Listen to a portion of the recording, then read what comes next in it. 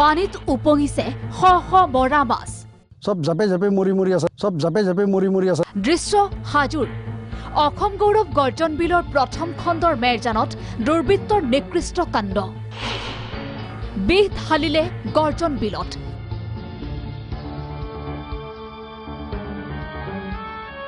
হাজোৰ কয়া ৰাজচক্ৰৰ মাজেৰে যোৱা এই নৈখনত উপঙি উঠিছে বিভিন্ন প্ৰজাতিৰ থলুৱা মাছ।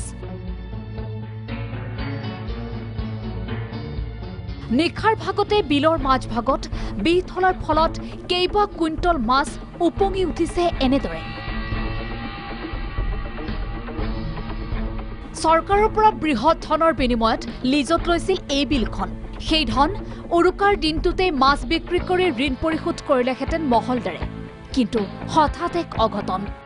ৰাতি 12টামান বজাৰ পায় সব জাপে জাপে মৰি মৰি আছে। বৰিত আলজি আছে, আমি কত কত তুলিলোঁ আৰু ৰাইজেও কত কত নিলা আৰু বগিলা চগিলাও কত খালা। নৈৰ পাৰত উদ্ধাৰ এটা বিহৰ বটল।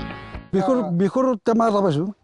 ব্যক্তিগত শত্ৰুতাৰ বাবে কোনো লোকে বিষ ঢলাৰ সন্দেহ প্ৰকাশ কৰিছে মহলদাৰ আৰু স্থানীয় লোকে। খৰালিও মৰিছে, ৰৌ মৰিছে, মিৰ্গা মৰিছে, পুঠি মৰিছে, টিঙেৰা মৰিছে।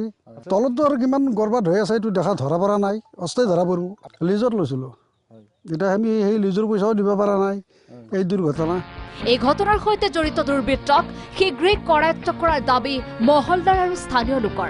জনাইছোঁ আমি, এতিয়া আমি দৰখাস্ত কৰাও দিম যে কেনেধৰণৰ বস্তুটো আমাক মীমাংসা এটা কৰি দিব পাৰে। হাজোৰ পৰা মদন দাসৰ ৰিপৰ্ট, প্ৰাগ নিউজ।